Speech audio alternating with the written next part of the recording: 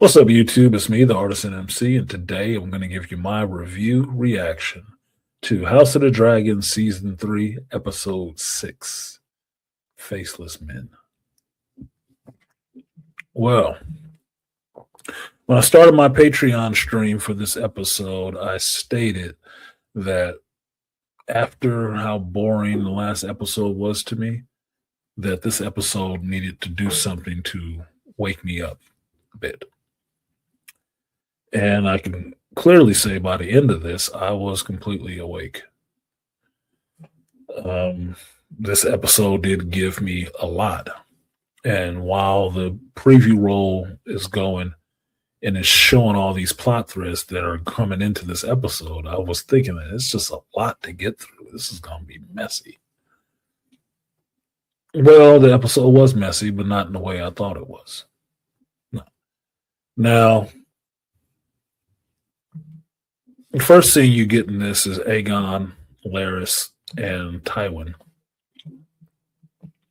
disposing of the body that Aegon has made and deciding where they are to go. Are they getting on a ship and going to Essos, which Larys wants them to do? Or are they going to Casterly Rock, where Tywin wants them to go? And it was a pretty funny point that Aegon asked Tywin if he was a good man. Do you think he was? And seeing Tywin really try to fumble and come up with the words to tell him yes, no, but yes, was kind of funny. It was kind of funny. I mean, yeah, Aegon is the king, but he doesn't have a kingdom right now. He is sitting on a tree stump in the middle of the woods, burying a body. So, I don't know. Maybe he could have been more honest, just straight up with him. But no, he wasn't. And because he wasn't, Aegon understood that he wasn't being honest with him. So instead of going to Casterly Rock, he chose to go to Essos. So they're supposed to be headed east somewhat. That ends their part of this episode. Now, the next part of this episode, we pick up with Criston Cole. Now, after the last episode, we see that Criston Cole has a desire to die on the battlefield gloriously. And he's chasing the Rivermen, but they burned the bridge, so I would assume he's going to work his way around. And when we catch up with Criston Cole and his men, they're just trouncing through the woods. No big whoop. I thought they were still chasing after somebody or finding their way around the river. But I don't know. They're just walking somewhere. Well, they come upon a spot, a clearing, and the battle looks kind of weird because there's bodies everywhere. They get down there to the bodies, and I tell you straight up, I'm like, it's a trap. Now, Criston Cole flips over one of the bodies and realizes that the body was not slain there. It was brought there. And all of a sudden, these things jump up and start stabbing Criston Cole's men. It's an ambush set by Rivermen. And they are now fighting Criston Cole and his forces. Now, the cool part about this is that you get to see somebody using a flail. That's just cool to me, right? When I play medieval games, I usually use a sword or a mace. Flails are never really an option. But I always thought they were kind of cool looking weapon. Not very practical, but kind of cool looking. Criston Cole gets to use a flail from the beginning part of this fight, which is just kind of cool to me, right? The part that wasn't so cool is that once Criston Cole, and his men dispatch these would-be ambushers, they realize that they are surrounded. And I don't mean by a couple guys. A lot. It's like the Battle of the Bastards all around them. This is not a good move. Now, I believe the guy's name, I believe it's a Stark that's there. Played by Tommy Flanagan. I'm not remembering his actual character's name. But they're there, they have him surrounded, and they are there to kill Kristen. Now, at this time, Kristen's men are probably 20 men. They're now surrounded by what looks like about 100. This does not look good. Now, while Kristen tries to barter for the safety of his men, the Rivermen don't want to hear that. No. Kristen offers to do a 1v2 against their men, him by himself versus two of their others, to make it fire. And before the answer is even given, Criston Cole is shot through the side with an arrow. I have not read this book. I was shocked. I knew Criston Cole. I've heard that he would have a tragic demise. I did. This is not what I was expecting. In the middle of this little battlefield, he is shot with one arrow. He is shot with a second arrow. And the third arrow goes right through his face. And I'm like, what? That's it? That's how he go out? No glorious battle.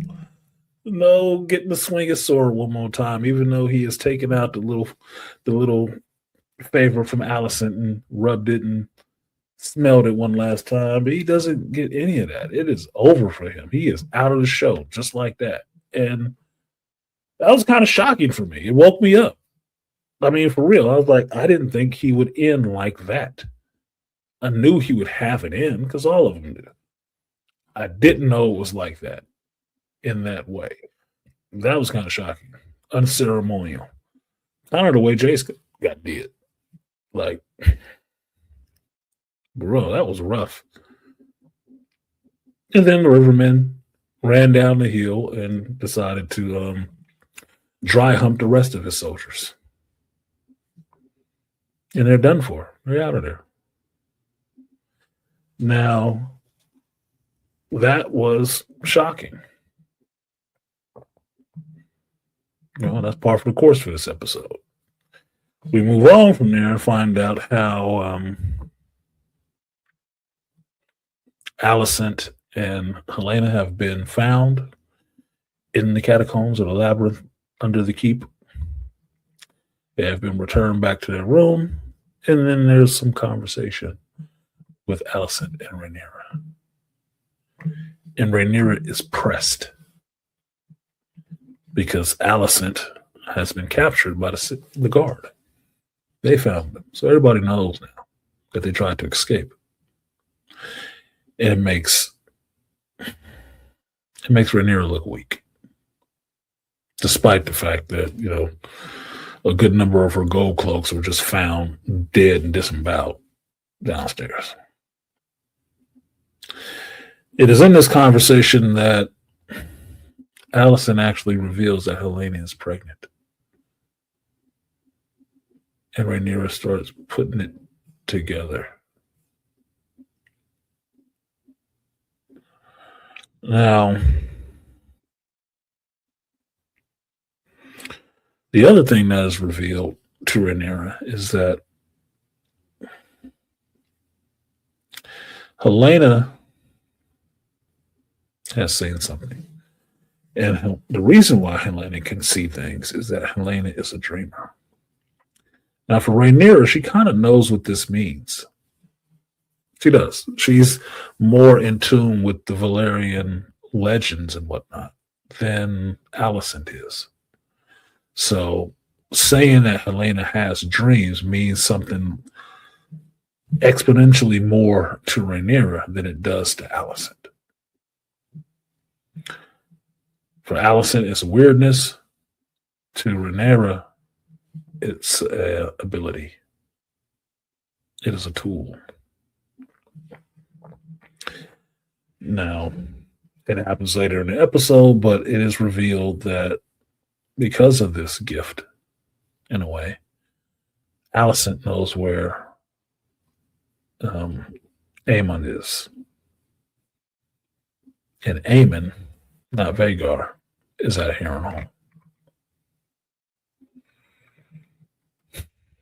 Rough choices are now decided from this point.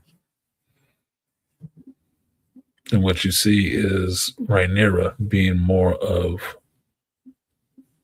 the queen as opposed to just talking to her old friend. Like I said, that happens later in the episode, but their scenes together throughout this episode are always charged with some tension, with some apprehension. Next little bit we get that's important to me is Ulf and Hugh of the Hammer. And Hugh comes to relieve Ulf. And Ulf is kind of bitching about not being able to go to the pub and hang out with his friends. And what good is it having a dragon if you can't show it to anybody? To me, this sounds stupid, which means it's priming his character to do something really dumb. It is. It's just dumb. It's like you could have died trying to get a dragon. And you weren't even trying for it. You were trying to run. Dragon basically claimed you, not the other way around. And you want to be a show off with it. What? So that strikes me as weird. Now, Ulf goes back to the keep. Hugh stays there to watch over Tumbleton. And Hugh makes the dumb decision to abduct one of the farmers that was bringing in some supplies to Tumbleton in his cart. Hugh takes his place and gets into Tumbleton looking for his wife. Now, this is dumb to me because Hugh is not on his dragon. It's just him. So in most ways, he's kind of defenseless. And when he finds his wife, she's not really happy to see him. She's kind of tragically disappointed because Hugh left her. And she thought he was dead. Now, I don't remember her saying that earlier in the episode, or not in the episodes, but in this season. I don't remember her saying that she thought he was dead. I believe that she was thinking he was going to come for her. But be that as it may, he wants her to leave with him and letting her know, look, I got a dragon now. I'm a sir. The queen's blessing. We're going to have stuff now. She don't want to go. She lost her brother, so she wants to stay with her family now. And I'm thinking like, what? What? She's upset at Hugh for what may have happened to her on the road from the Red Keep to Tumbleton. And my first thought is, who the fuck told you to go to Tumbleton? He didn't tell you to go there. You're supposed to be waiting at the keep for him. You left and subjected yourself to what was on the road. Why are you mad at him for that? She doesn't want to leave. And now Hugh is in this city, have come for his wife, and his wife don't want to leave with him. So now what does he have besides just a dragon? Which is a lot to have, but that's what he has. A title and a dragon. Now, this was dumb to me. This was really dumb. But he had to let his wife know some kind of way that he was out there. Some kind of way. We'll see if she turns on him and actually rats him out that he is a dragon rider sometime soon. Because it's going to have to go bad for that. Now, one of the other things that happens at Tumbleton during this time is that Egwene Hightower returns to Tumbleton and to his cousin Ormond. And him and Orman have an exchange that lets you know that Gawain doesn't really like Orman. It's family, but he doesn't really like him. He knows he's egocentric ass. He does. And in conversation with him about what was going on with Kristen Cole and why he came by himself, it is revealed that Orman really didn't care about them coming back at all. It's not like it's changing his plans any. His plan is Darren. Now, once Gawain leaves the presence of Orman and Darren goes with him, see about his quarters, you find out that Darren has been playing a role while Gawain was gone. And the role is that he's trying to be the dutiful ward to Orman, but he doesn't like Orman, and Gawain doesn't either. And Gawain wants him to leave. Gawain can't. He needs protection from somebody. Or excuse me, Darren can't. He needs protection from somebody. The protection he was looking for was Gawain. Now, none of them like Orman. None of them can stand to be in his presence, but they're both there playing along because they, and I guess in some ways, are too weak to get some distance from this dude. Me personally, I don't know why Darren don't, take 10 minutes, find his little dragon, and fly the fuck out. What are you going to do? Come after him? If he's that abusive, leave. If it was a woman, you'd be telling her that. Stupid. Well, I'll get back to this part. Back at the Red Keep, which is running completely red because a lot of the gold cloaks have been killed. Damon is a bit incensed. And sitting in a small council meeting, Damon wants to go and rain some fire on Tumbleton and teach these high towers what it is to be trifling with him because his men have been killed. He wants to quell this. He's having little or no fun at this council meeting because people are talking to him kind of smug. And this has been consistent throughout the show that some people, some hireborns or whatever, really like talking trash to Damon, even though they probably shouldn't be. It's not a smart move. But they get their elitist, wind up their ass and they start, talking kind of greasy at him. And he doesn't take kindly to that kind of stuff. Well, Rhaenyra, thanks to listening to Missandria, doesn't take Damon's advice, which is going to burn down Tumbleton. But she does send Adam Hole to get some more troops from the Valyrian side, while Damon goes out into the streets with his own guard to seek some revenge, in a sense, for him. Now, it's revealed that when Damon gets to the Gold Cloaks, calls them together, they show up, but they're not showing up to fight. They're showing up to resign. They're turning in their cloaks and they're leaving because they've seen their brothers be killed and they're not getting paid any money for this. This is one of the things that is bringing Rhaenyra's rulership to a quick end. Because thanks to the high towers, the money is not there in the keep. It's gone. They don't know where it is. And the people in the keep are suffering from not having any coin to spend or to pay people. Rhaenyra is about to learn the hard way that you always have to pay your security. Always. A dog is only loyal as long as it's getting fed. If it is not getting fed, it is not loyal. It has ample reason to eat you than not to. Gold cloaks are the same way.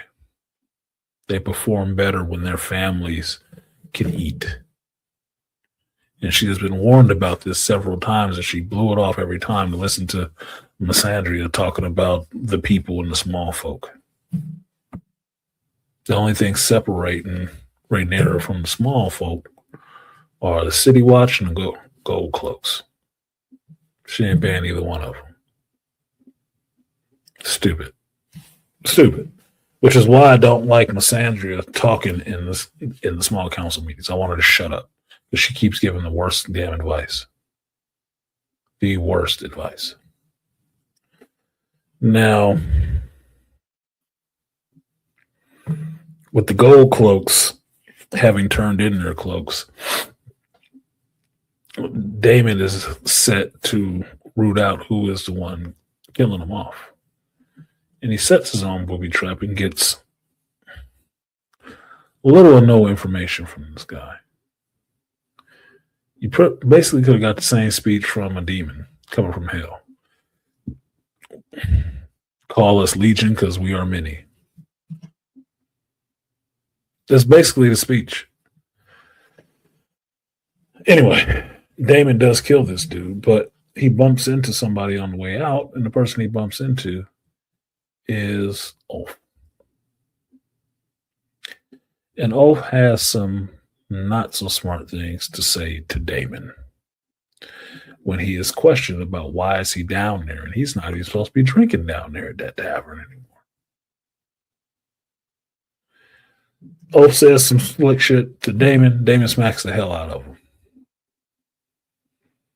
and embarrasses him in the middle of the street. Now, to me, this is only setting up Ulf's eventual turn to the Hightower side because he can't have the things that he wants and can't follow the rules that he has right now. I mean, Ulf was a drunk and getting beat up a while ago. Now he got a dragon. The only thing he's concerned about is showing everybody he got a dragon. This is so stupid. I wish this part was being handled better about what reasons he would have to turn outside of Daemon smacking him around. But he is doing some dumb shit. He is really doing some dumb shit. Somebody's going to have to smack him sooner or later. Now, one part that made me cringe in this, which was Adam Hole and Rhaena, or Vela, excuse me. Vela is asleep downstairs, and Adam Hole comes to talk to her after he has sought out the sea snake and talked to him about getting some more Valyrian troops. Now, Adam is talking to Vela, and there's a point in the conversation where Vela just is eyeballing Alan. And she steps up like she's going to kiss him or something. Now, this shit is creeping me the fuck out because last episode, she was making nice with Adam. And Adam was expressing genuine interest in her. Like, yeah, we can go away. We got dragons and shit. Let's be out of this bitch. And I thought she was going for it because that's how she was playing it up. So this swerve in this episode where she seems like she's attracted to Alan and trying to, kiss on his ship lips is like, ooh, what the hell is... I was grossed at that point. I'm like, this is going to cause a problem. This is going to be a rift. You can't have one brother pining for you and then be smooching on the other one. What is wrong with y'all? This is about to go way bad. It's going to be some brother on brother shit in House of the Dragon outside of the Valyrian brothers and stuff. It's about to be a problem for real over a chick. I can't say I like that. I can't say I like that. See? Can't. But it happened, and it was grossing me out. The other thing that happens in this is that an envoy from the Baratheons shows up. and they meet with Rhaenyra. And Rhaenyra hatches a bit of a plan. She's sending these guys to Tumbleton to meet with Ormond to verify the identity of Darren. And while they're there doing that, Gawain kind of takes an interest in one of them and is on alert. Brasso, not Brasso, but the same actor, kind of sees this interest and mirrors it a little bit. Now, the funny part is these men have come off the road and they smell like all kinds of weakness. All kinds of weakness, which is making Ormond kind of sick. Well, it turns out Gawain is sure. He cuts one of these guys' throat and lets it be known that this group of people were sent here to kill Ormond and Daron. Because the person that's standing up there claiming to be this man is not him. Not him at all. And Gawain knows it. So that's why he strikes him down. Now, this sets in mind that Rhaenyra is up to some dirty shit. She sent assassins in another man's clothes to kill them. And it failed. Well, as disappointing as that is, it shows that Ormond may just be weak. He may be really smart tactically, and nice, pretty armor and stuff, but he did not lift a finger to fight in that fight. It was Gawain and second in command. Ormond was over in the back being sick. This to me means that he's not really a good fighter. How could he be? If the smells is going to throw him off so much that he got to be away somewhere to puke.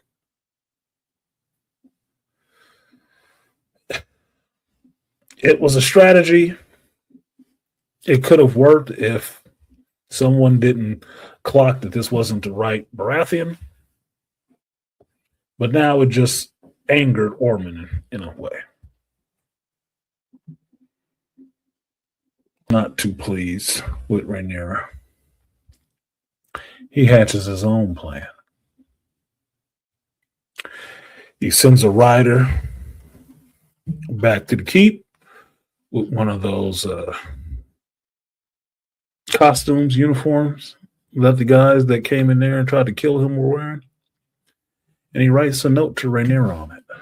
Basically, that if a dog bites, you lose a hand.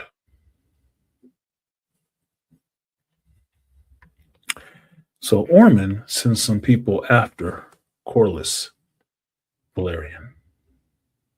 He's just completed his little routing of the triarchy that was running around in the lowlands. He has been successful in battle. He's gotten to see his son Alan. And they creep up on his party. And Corlys Velaryon is captured, and his men are killed. Now, I say he's captured because this is television, not radio.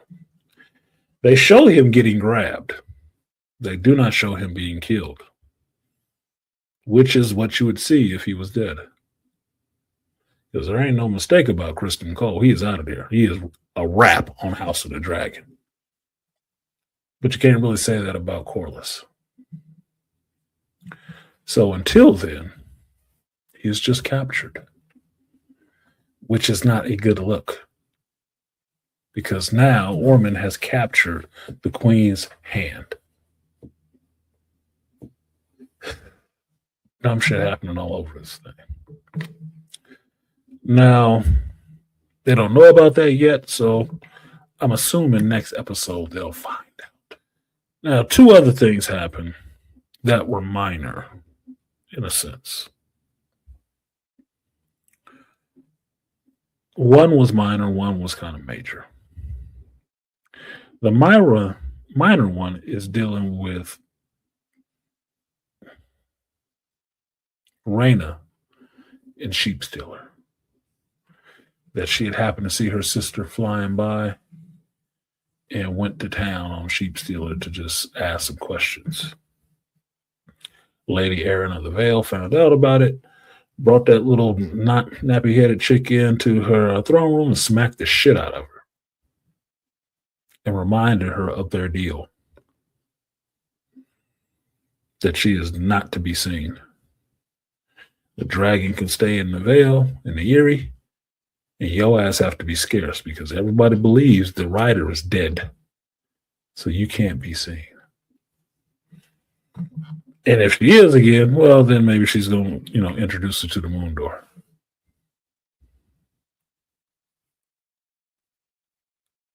Like I said, minor scene, but another character doing stupid stuff. The interesting part of this episode is that you get to see Aemond and Alice again. You see that Aemond is kind of healing up. He's better. He can fight, obviously, since last episode. And he wants to set out away from Harrenhal to go find Vhagar. And what you see is Alice kind of trying to work her charms on him. At one point, I thought she was about to just give him a little bit just to try to, seal the deal. But it doesn't show that. But she does act in a way that she is trying to use any manipulative tactic she can, even sex, to try to get Aemon on her side. Well, when Aemon has finally made up his mind that he's going to leave regardless of her, and someone sees him, Alice is there to kill the person who saw him. And to further keep him from going, she takes him to something she has stashed. Go back in Harrenhal, she pulls out this case, big crate, opens it up, and inside of it is 5 dragon eggs. Now, this was exciting to me, like, oh, crap, because I'm thinking that a couple of these might be Daenerys' eggs. Might be. I don't know. Could be. But she actually gives her full pitch to Aemon in that they could be together and not alone anymore and start their own dynasty of children with these eggs in the two of them. And that seems kind of appealing to Aemon. I find it weird as shit. The dragon eggs are something interesting because Alice doesn't know anything about how to hatch dragon eggs. Well, Aemon, being wise in his histories, might know something about it. How to do it. And the idea of him having children seems to move him a little bit. Now, while Aemon and Alice seem like an interesting, weird couple, I don't think this have our own House of Dragons situation is going to work with them. I don't see that working at all. Because we already know outside of the universe, he is fated to die. Didn't mention any kids. So what happens to him, where these eggs go after that, I don't know. If I see the next episode and him and Alice are in the bed together, then I would assume he went on with the plan, her plan, to have babies and become his own lord. Interesting. The dragon eggs were the interesting part.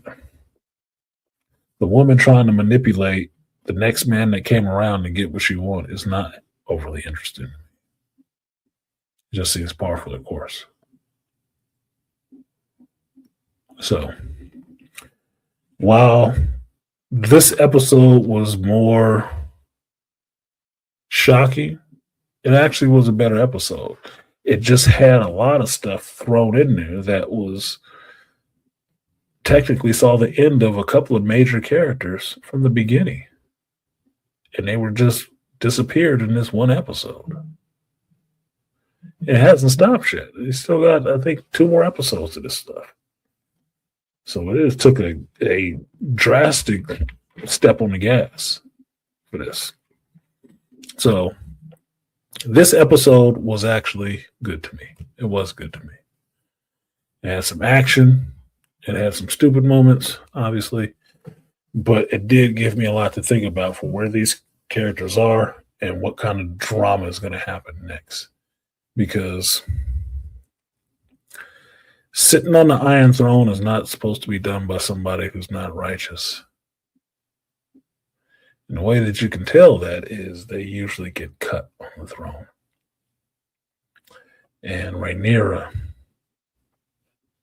just got cut. Which kind of means she in for what her daddy was in. She's in for that too. Yikes. This is about to get really bad really quickly. And my only question is, how quickly in the time we have left and how bad? Because they still have a whole nother season to fill up. So I'm really curious to see how quickly it goes bad here. But with that, that's it. That is my review of House of the Dragon Season 3, Episode 6, Faceless Men. Like, share, subscribe, support the stream if you feel so inclined. Check out the full reaction, as it were, the full watch along on Patreon, Shop Talk with Artisan MC. And yeah, I will see you next time. Peace.